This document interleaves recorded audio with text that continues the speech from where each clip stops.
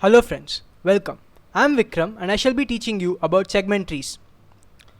Before we start, let us take a look at a simple problem. Here, we are given an array and a range and our task is to predict the minimum in the given range. For example, we are given this array -2, 4, 2, -1, 7, 5 and we are given a range from 2 to 5. Our task is to predict the minimum in this range and clearly it is -1. So what is the first thing which comes to our mind? Obviously the first thing which comes to our mind is a naive linear approach where we simply scan through all the elements in the given range. What this means is that if the given range is from 2 to 5, we simply scan the second, third, fourth and fifth element and return the minimum in that range. So the complexity of this would be big O of n, because in the worst case, the range given to us could be from 1 to n. In that case, we will have to iterate through all the n elements and the complexity of this would be big O of n. What happens when there are m such queries? This means that if they give us m such ranges and ask us to give the minimum in each of the ranges, then for each range we may have to iterate through all the n elements. So for the m ranges, the complexity will be big O of n into m. What happens when m becomes larger and larger? As n becomes larger and larger, this approach becomes more and more inefficient because we will be repeatedly iterating over the same elements in the given array again and again. For example, if the first query is to return the minimum from the first element to the 101st element, and the second query is to return the minimum from the second element to the 102nd element, then we would be iterating through 100 same numbers in the first iteration as well as in the second iteration. So obviously, this does not seem to be a good approach. So let us ask ourselves the mantra, can we do better? This leads us to our second approach. Here, instead of iterating through the entire range for every query, what we do is we pre-compute the answers for all possible combination of ranges and store it in the matrix. The matrix looks something like this. So the minimum in the range 1 to 2 would be -2. The minimum in the range 2 to 4 would be -1. The minimum in the range 2 to 4. And the minimum in the range 4 to 5 would again be -1. The minimum in the range 5 to 6 would be 5. So we compute a matrix like this and store the answers for all possible combination of ranges. So this is a kind of pre-computation where all the answers for all possible combination of ranges are stored. The complexity of building this matrix would be big O of n square. But once the matrix is built, we can easily return the answer for any query. All we have to do is look it up in the matrix and return it. This will simply take big O of 1 time. So if there are m queries, it will take big O of m time. This is clearly better than the previous approach where for each query, we iterate through the same set of numbers again and again. That would take big O of m into n time, but this takes only big O of m time. So we are clearly doing better. But can we be satisfied with this? Let us ask ourselves the mantra once again, can we still do better? Now let us visualize how a segment tree looks. As I told before, the first node or the root node contains the interval from 1 to n. Here n is 6 as we had only 6 elements in our array, so the first node contains the interval 1 to 6. The root node has 2 children. The first child contains the interval 1 to 3 while the second child contains the interval 4 to 6. 1 to 3 further splits into intervals 1 to 2 and 3 to 3. 3 to 3 cannot be further split as this interval contains only one element. Interval 1 to 2 splits into two other intervals, intervals 1 to 1 and intervals 2 to 2.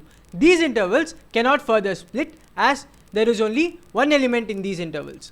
Interval 4 to 6 similarly splits into intervals 4 to 5 and 6 to 6. 6 to 6 again cannot be further split, while 4 to 5 splits into 4 to 4 and 5 to 5.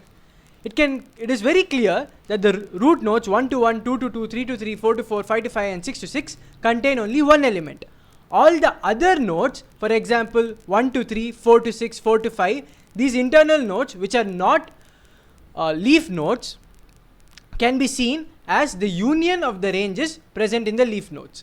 For example, the range 4 to 5 can be seen as the union of the range 4 to 4 and 5 to 5. So this is how a segment tree looks. Now let us see how we can use this segment tree to solve our problem of range minimum query. Our objective would be to replace the ranges present in these nodes with the minimum element in that range. We know for a fact that if there is only one element in a given range, then that element has to be the minimum. So now let us start filling up the leaf nodes. The minimum in the range 1 to 1 is -2. The minimum in the range 2 to 2 is nothing but the second element, which is 4. The minimum in the range 3 to 3 is the third element, which is 2. The minimum in the range 4 to 4 would be the fourth element, which is -1. The minimum in the range 5 to 5 is the fifth element, which is 7, and the sixth element, which is 5. So now the minimum in the range 1 to 2 is the minimum of -2 and 4, which is -2. The minimum in the range 1 to 3 is the minimum of -2 and 2, which is -2. Similarly, the minimum in the range 4 to 5 is minimum of -1 and 7, which is -1. The minimum in the range 4 to 6 is the minimum of -1 and 5, which is -1. Finally, the minimum in the range 1 to 6 is the minimum of -2 and -1, which is -2. Now that we have successfully built our segment tree, let us see how to implement it. We will be using an array implementation of a tree where for a given node I, 2i plus 1 will represent its left child and 2i plus 2 will represent its right child. Here array is the given array to us. SS and SC are the starting and ending index of the given range. ST is the array which stores our tree, and SI is the current node which we are looking at. If SS equal to SC, which means that if there's only one element in the given range, then we simply store it in the current node. Or else what we do is we recur in the left half and right half. SS to mid represents the left half, mid plus 1 to SE represents the right half. We store the minimum of SS to mid in the left child, which is SI into 2 plus 1. We store the minimum of mid plus 1 to SC, which is the right half, in the right child, which is SI into 2 plus 2. In the current node, we store the minimum of the left child and the right child. So STF SI, which is the current node, stores the minimum of SI into 2 plus 1 and SI into 2 plus 2, which are its left child and right child. So this continues until we reach our base condition where there's only one element in the given range. In such a case, we simply store it. Now that we have seen how to build a segment tree, let us see how to query it. So let QS be the starting index of the range for which we are querying, and QE be the ending index of the range for which we are querying. So the job is done by a recursive function which is written here. Here node represents the current node, QS represents the starting index which we are passing, and QE represents the ending index which we are passing. Initially node is passed as the root node. So what we do is if the range of the node is completely within QS and QE, we simply return the value stored in the node. Else if the range of the node is completely outside QS and QE, we return infinity. Or else that means if there's a partial overlap, we will have to recur with the node's left child and the node's right child for the same range and return the minimum of the two. So now let us visualize what is happening when we run this function. So initially this is the segment tree which we had built. Here 1 to 6 is the range and -2 is the value. Similarly 1 to 3 is the range and -2 is the value. So this is the segment tree which we had built before. And now the range for which we are querying is 2 to 5. So there can be three possibilities when we query. The range in the node can be completely within QS and QE. The range in the node could be completely outside QS and QE, or there could be a partial overlap. Here QS is 2 and QE is 5. So initially we call the function with the root node. So 1 to 6 is neither completely outside 2 to 5 nor completely within 2 to 5. Hence there's a partial overlap. So what we do when there's a partial overlap is we call the function recursively with its left child and right child and return the minimum of the two. When we call it with its left child, that is for 1 to 3, again 1 to 3 has a partial overlap with 2 to 5. 1 to 3 is neither completely inside 2 to 5 nor completely outside 2 to 5. So again we recursively call with 1 to 3's left child and right child. So 1 to 2, with 1 to 2 there is again a partial overlap, as 1 to 2 is neither completely within 2 to 5 nor completely outside 2 to 5. So we further recur. When we further recur, 1 to 1 is completely outside 2 to 5. So what we do when the range is completely outside the range for which we are querying is we return infinity. So 1 to 1 returns infinity.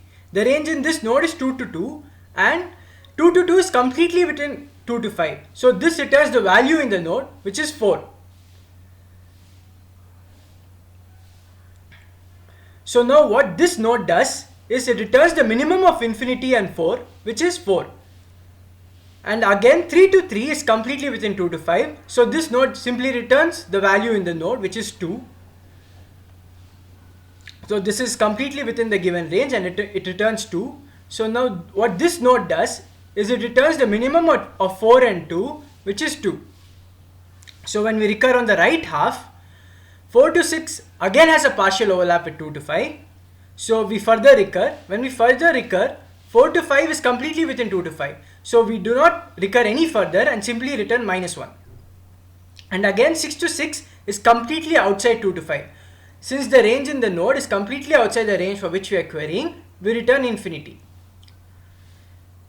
So this returns infinity. So what this node does is it returns the minimum of -1 and infinity, which is -1. Now this node returns the minimum of 2 and -1, which is -1. So this is the answer which we wanted. Now that we have seen how to query a segment tree, let us analyze its complexity. We know that the number of nodes in this tree is 2n-1, as I said before. And we know that it is a complete binary tree. So since the number of nodes is of order n and it is a binary tree, the height of the tree is of the order log n. In the worst case, while querying, we may have to recurse till the bottom of the tree. So we may have to recurse the entire height of the tree, which is log n. Hence, the complexity of querying is big O of log n. Now that you have analyzed how to build a segment tree and how to query it, I will be concluding with a comparison with the previous approach. So what we did in the previous approach was to pre-compute a matrix which stores the answers for all possible combination of ranges. And the complexity of that was big O of n square, while the complexity of building a segment tree is big O of n. So building a segment tree is computationally much cheaper than computing the matrix. Also, the matrix takes a space complexity of big O of n square, while the segment tree has a space complexity of big O of n, because the segment tree is simply an array of 2n-1 numbers. But once the matrix is computed, approach 2 is much more efficient in querying. Querying from the matrix simply takes big O of 1 time, while querying from the segment tree which we built takes big O of log n time. Also, if there are m queries, the approach 2 will take big O of m time, while the segment tree will take big O of m into log n time. What this means is that building the matrix is computationally as well as memory wise much more costlier than building the segment tree. So if n is very large, it will not be feasible to compute such an expensive matrix. Hence, we will be using segment trees when n is very large. The time complexity of approach 2 can be summarized as big O of m plus n square, where m is the time taken for m queries and n square is the time taken to compute the matrix. Similarly, the time complexity of the segment tree approach can be summarized as big O of m log n plus n, where m log n is the time taken for m queries and n is the time for building the segment tree. We can clearly see that as n becomes larger and larger, approach 3 will definitely outperform approach 2, because here we have big O of n square, here we have big O of n. However, if m and n are of comparable sizes and n is not very large, then there will be combinations of m and n where approach 2 will outperform approach 3. So we need to carefully choose which approach to use to solve this problem depending on the constraints which are given to us. If n is a very large number, then we can safely say that segment tree will outperform approach 2. If m and n are comparable, then we will have to check which approach is better. With that, I would like to take your leave. Thank you.